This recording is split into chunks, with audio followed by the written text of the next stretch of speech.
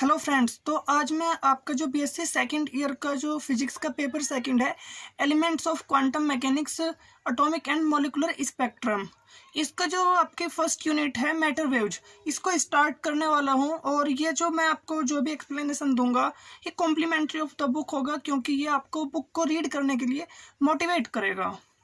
चलो देखते हैं जो आपका मैटर वेव है। इसका मैं सबसे पहले हमें इस बुक के अंदर क्या करना है, हमें मैटर वेव, ये आपकी फर्स्ट यूनिट है, ठीक है, इसको देखते हैं। चलो, अब जो आप मैटर वेव है, जब आप इसे स्टडी करोगे तो आप ये आता है कि इसके अंदर क्वांटम मैकेनिक्स के अंदर, लेकिन सबसे पहले सवाल यही आएगा आपके सामने कि क्वांटम मैकेनिक्स होती क्या है।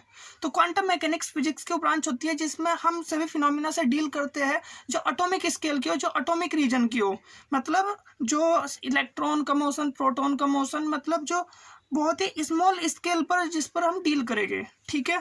तो क्वांटम मैकेनिक्स क्या होता है? Study of phenomena at atomic level, ठीक है। अब इसकी जरूरत कैसा है, ये पिक्चर में कैसा है, क्योंकि क्वांटम मैकेनिक्स से पहले हम क्लासिकल मैकेनिक्स से बहुत सारी फिनोमिना को डील कर लेते थे, लेकिन हमें जरूरत क्यों पड़ी है क्वांटम मैकेनिक्स की, और जो आपकी जो क्लासिकल मैकेनिक्स है उसकी अपर्याप्तता क्या है, ठीक है ना, वो पर्याप्त क्यों नहीं है, उसको हम यहाँ पर क्यों नहीं लगा सकते एटॉमिक लेवल पर। अब हमें ये देखना है, ठीक है, बिकॉज वो एप्लीकेबल नहीं है क्वांटम मैकेनिक्स में एटॉमिक स्केल में। तो अगर हम बात करें इनएडिक्वेसीज of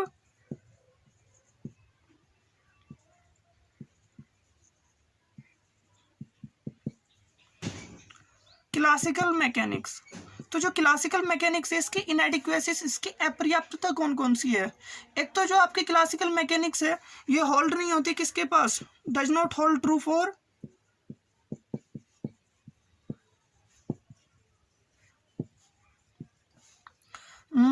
objects moving with speed comparable to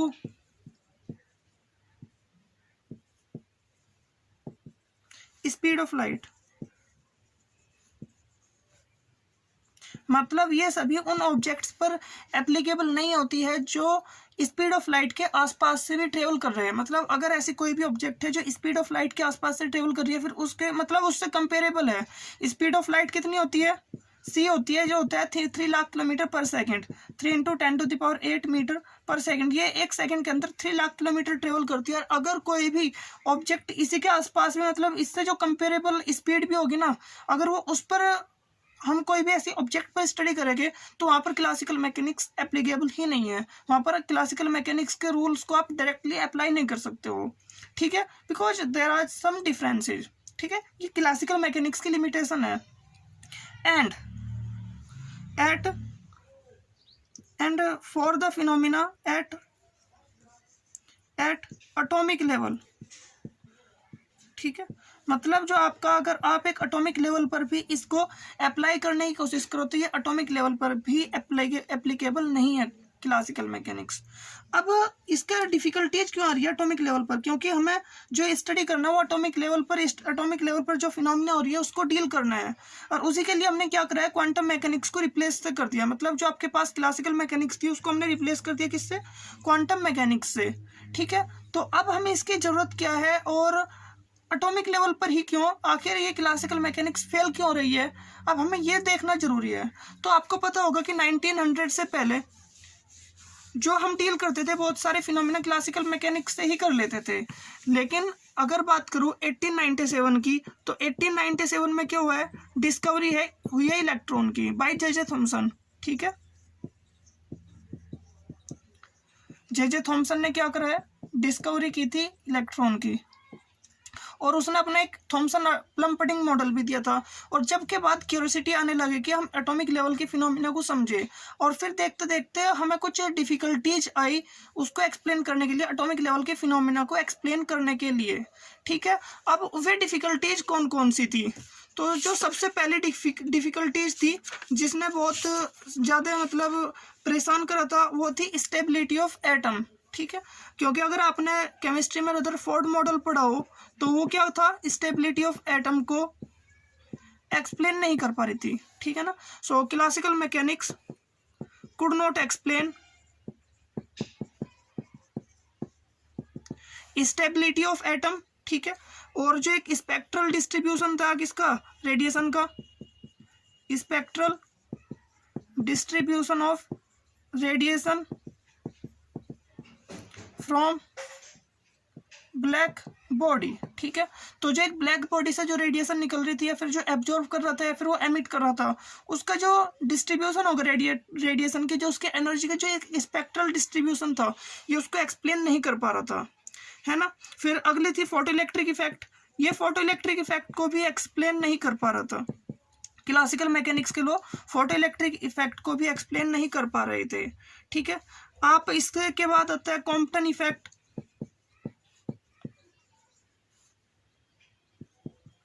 and अगर हम बात करें ऑप्टिकल स्पेक्ट्रल लाइन, मतलब जो आपकी ऑप्टिक्स के अंदर जो स्पेक्ट्रल लाइन मिलती थी, वो केवल रेडिएशन की बात नहीं है, जो ऑप्टिकल स्पेक्ट्रल लाइन है ये उसको भी एक्सप्लेन नहीं कर पा रहा था। तो ये सब फिनोमिना ऐसी थी जो इसे एक्सप्लेन नहीं कर पा रहा था। तो अपने इस चैप्टर के अंदर हमें पढ़ना होगा photo electric effect and Compton effect, क्योंकि कहीं ना कहीं हमने देखा है भाई, अगर मैं बात करूँ स्टेबिलिटी ऑफ एटम की, तो रदरफोर्ड ने बताया था कि अगर आपके पास एक न्यूक्लियस होता है जिसके अंदर प्रोटॉन होते हैं और उसके चारों तरफ क्या होता है, इलेक्ट्रॉन रिवॉल्व करते रहते हैं, लेकिन जनरली पाया गया था अगर कोई भी चार्ज मूव होता है तो क्या होता है, अगर कोई भी चार्ज एक्सेलरेट करता है तो उससे इलेक्ट्रोमैग्नेटिक रेडिएशन निकलती है। तो ये क्या हो रहा है, अगर ये इसके अंदर मूव कर रहा है तो इसके ऊपर एक एक्सेलरेशन काम कर रही होगी जो होगी सेंट्रीपिटल एक्सेलरेशन, वरना ये इलेक्ट्रॉन इसके आसपास मूव कर ही नहीं सकता है। और अगर कोई भी पार्टिकल कोई भी चार्ज एक्सेलरेट करेगा तो उससे इलेक्ट्रोमैग्नेटिक रेडिएशन निकलनी चाहिए थी और इसकी एनर्जी कम होनी चाहिए थी, जिससे क्या हो जाता है, इसके अंदर आकर टकरा जाता, कोलाइड हो जाता है एटम, इसके मॉलिक्यूल जो इसका न्यूक्लियस है इसके साथ, और फिर इसका अस्तित्व भी खत्म हो जाता। तो ये एटम की स्टेबिलिटी को डिस्क्राइब नहीं कर पा रहा था। और साथ ही फिर उसके बाद बोर ने क्या बताया, अगला जो इसने बोर ने सुझाव दिए थे, अगला जो एटॉमिक मॉडल था इसको थोड़ा सा और इलेबोरेट करा था और फिर इसको मॉडिफाई किया था एटॉमिक मॉडल को। तो फिर उसने बताया कि अगर कोई भी एक इलेक्ट्रॉन अपनी मतलब एक फिक्स ऑर्बिट के अंदर मूव कर रहा है तो वो एनर्जी का रेडिएशन नहीं करेगा, सिर्फ उसने ऐसा एज्यूम कर लिया था।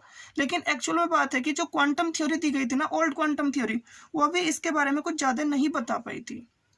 खैर, इन सभी को एक्सप्लेन करने के लिए जो फोटो इलेक्ट्रिक इफेक्ट है, कॉम्पटन इफेक्ट है, स्पेक्ट्रल डिस्ट्रीब्यूशन है, इन सभी को एक्सप्लेन करने के लिए प्लांक नाम के एक साइंटिस्ट ने सन 1900 की बात है, उस टाइम पर अपनी एक थ्योरी दी थी। उस थ्योरी को हम बोलते हैं प्लांक्स क्वांटम थ्योरी या फिर ओल्ड क्वांटम थ्योरी। तो चलो अब एक बार उसे देखते हैं। तो अगर मैं बात करूँ प्लांक्स क्वांटम थ्योरी की,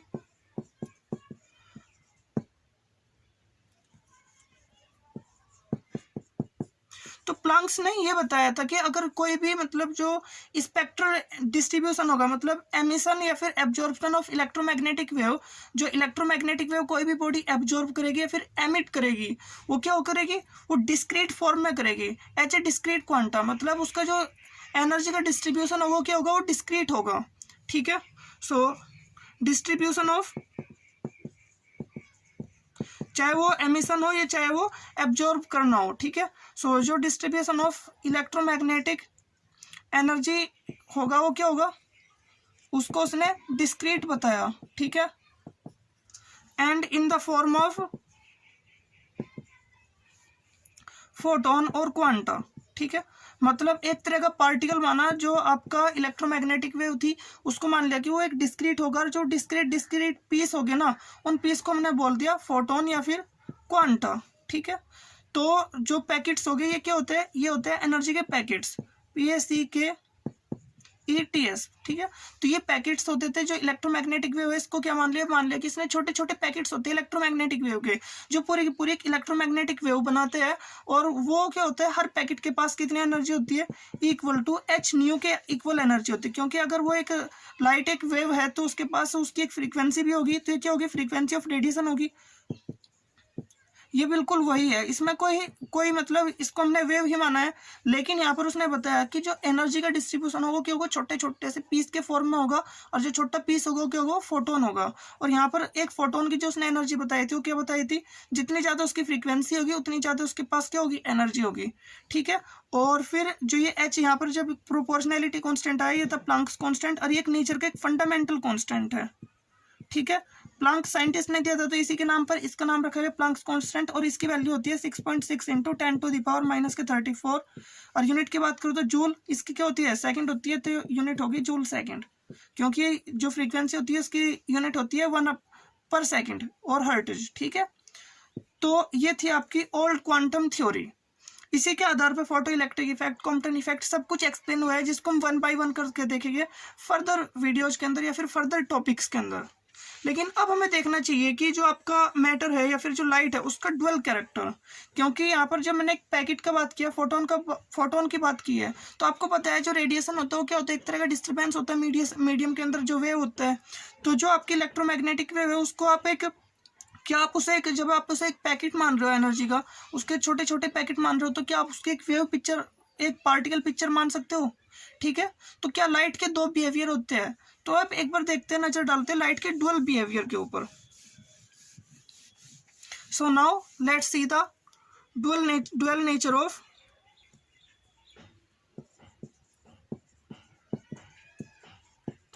लाइट। तो लाइट के क्या होते हैं, दो नेचर होते हैं, एक होता है वेव नेचर, एक होता है पार्टिकल नेचर।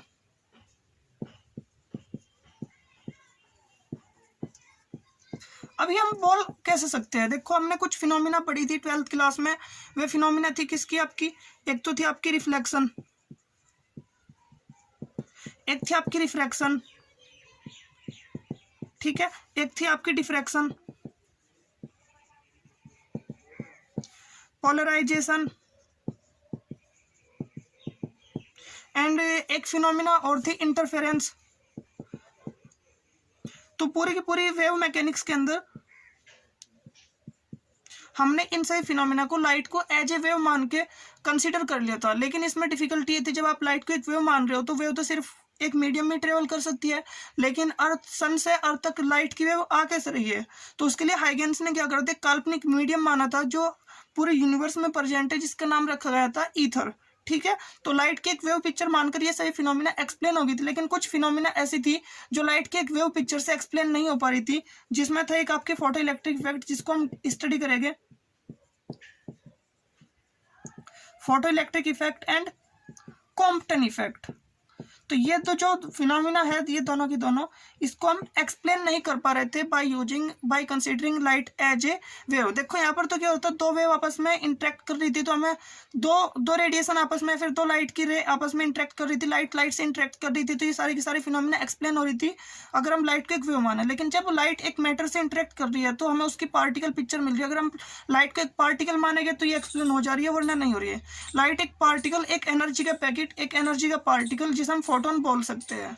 ठीक है, लेकिन ये वाले फिनोमिना एक्सप्लेन नहीं हो पा रही थी। लेकिन जब इसको फोटो इलेक्ट्रिक इफेक्ट को एक्सप्लेन करने के लिए, और जितने भी क्लासिकल मैकेनिक्स के लॉज से जो बाकी जो हमने पीछे इक्वेशन वो देखी है फिनोमिना, वे एक्सप्लेन नहीं हो पा रही थी, तो क्वांटम प्लैंक्स की क्वांटम थ्योरी से वे सब चीज़ें एक्सप्लेन हो चुकी थी। तो जो आपका लाइट होती है उसके दो नेचर होते हैं। जब हम इन सब की बात करेंगे तो लाइट को मानेंगे लाइट एक वेव की तरह बिहेव करती है, लेकिन जब हम इन फिनोमिना की बात करेंगे तो लाइट को मानेंगे एज ए पार्टिकल, लाइट एक पार्टिकल की तरह बिहेव करता है। लेकिन जो आपकी ओल्ड क्वांटम थ्योरी है या फिर जो प्लैंक्स क्वांटम थ्योरी है, ये भी हर जगह एप्लीकेबल नहीं है, इसके भी कुछ अपनी कमियां हैं। अब देखते हैं भाई जो आपका ओल्ड क्वांटम थ्योरी है इसका डिक्लाइन कैसा हुआ। ठीक है, सो देखते हैं decline of old quantum theory. तो अगर मैं बात करूँ भाई, अगर ओल्ड क्वांटम थ्योरी को काफ़ी कुछ एक्सप्लेन कर पाया, जो पीछे से मैंने क्लासिकल मैकेनिक्स की इनएडिक्वेसी लिखवाई थी कि कहाँ कहाँ पर क्लासिकल मैकेनिक्स फेल हो रही है, उन सभी को तो ओल्ड क्वांटम थ्योरी ने एक्सप्लेन कर दिया।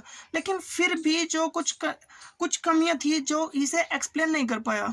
एक तो ये नहीं बता पाया कि जब बोर के मॉडल के अंदर, इन बोर मॉडल, एक तो ये बोर्स मॉडल के बारे में ये नहीं बता पाया कि जो आपका इलेक्ट्रॉन है ऑर्बिटरी मतलब एक फिक्स ऑर्बिट में इलेक्ट्रॉन एनर्जी को लूज क्यों नहीं करता है। Why an electron orbiting revolving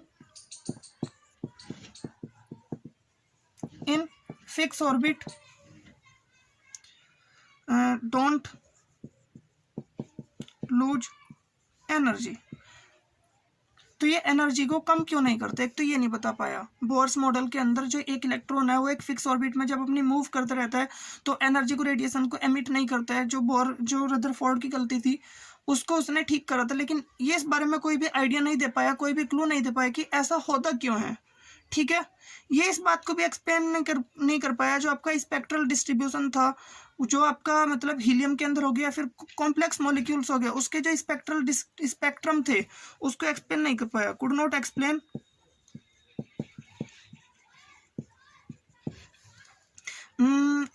spectrum of helium and other complex molecules. ठीक है, तो जो आपके और कॉम्प्लेक्स मॉलिक्यूल्स थे या फिर जो He हीलियम स्पेक्ट्रम था, इनके स्पेक्ट्रम को ये मतलब एक्सप्लेन नहीं कर पाया। हाँ, ये हाइड्रोजन के स्पेक्ट्रम को सक्सेसफुली एक्सप्लेन कर पाया, लेकिन जो बाकी कॉम्प्लेक्स मॉलिक्यूल थे उनके स्पेक्ट्रम को नहीं कर पाया ये एक्सप्लेन।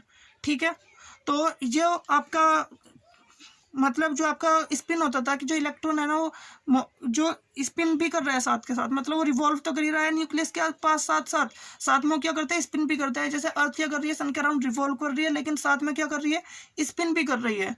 तो जो स्पिन क्यों कर रहा है एक इलेक्ट्रॉन, ये उसको भी एक्सप्लेन नहीं कर पाया। ठीक है ना, और पाउली एक्सक्लूजन रूल को भी एक्सप्लेन नहीं कर पाया, है ना। So could not explain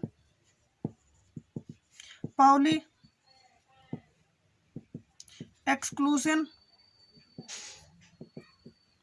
principal and जो आपका spin off electron.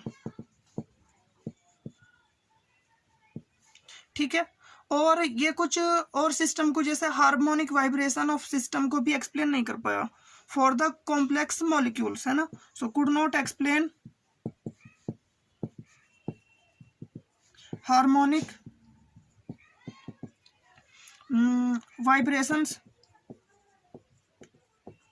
Of system. तो ये इसके भी अपनी ओल्ड क्वांटम थ्योरी की भी अपनी कमियां थी। फिर जो ओल्ड क्वांटम थ्योरी है इसको फिर रिप्लेस किया गया बाकी के दो प्रिंसिपल से। तो जो बाकी के दो प्रिंसिपल आए उसके बाद जो आपकी क्वांटम मैकेनिक्स होती है, जो उसकी ये एक ओल्ड क्वांटम थ्योरी थी, फिर ये डिक्लाइन हो चुकी थी। फिर जो आपकी क्वांटम मैकेनिक्स थी, जो क्वांटम थ्योरी थी, उसके भी दो टाइप की होती है। तो जो क्वांटम मैकेनिक्स है इसके भी दो पार्ट होते हैं, यानी दो टाइप का मैथमेटिक्स होता है। एक होता है आपका मैट्रिक्स मैकेनिक्स, एक होता है आपका वेव मैकेनिक्स। ये दोनों एक ही होती है, दोनों डिफरेंट नहीं होती है। मैट्रिक्स मैकेनिक्स को डेवलप किया गया था हाइजेनबर्ग और बोर कॉम्प्लीमेंट्री प्रिंसिपल द्वारा, और इसको डेवलप किया गया था श्रोडिंगर द्वारा। ठीक है, दोनों का मैथमेटिक्स अलग है, डिफरेंट मैथमेटिक्स बट सेम, है ना। Different maths but same. और जो इसमें मैथ्स है वो इजी है आपका वेव मैकेनिक्स का, तो इसलिए इसकी ज़्यादा एप्लीकेशंस होगी, इसको समझना थोड़ा आसान होगा। ठीक है, तो जो न्यू क्वांटम थ्योरी है, जो आपकी मतलब न्यू क्वांटम थ्योरी है, वो किस पर बेस्ड है, वो बेस्ड है आपके हाइजेनबर्ग अनसर्टेनिटी प्रिंसिपल पर। हाइजेनबर्ग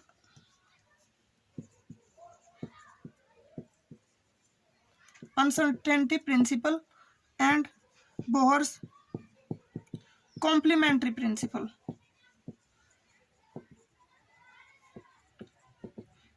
इन दो प्रिंसिपल के आधार पर ही जो आपकी न्यू क्वांटम थ्योरी डेवलप की गई है। आई होप आपने टॉपिक एंजॉय किया होगा, एंड ये टॉपिक सिर्फ और सिर्फ एंजॉयमेंट के लिए है, not professional. And take care, thanks for watching the video.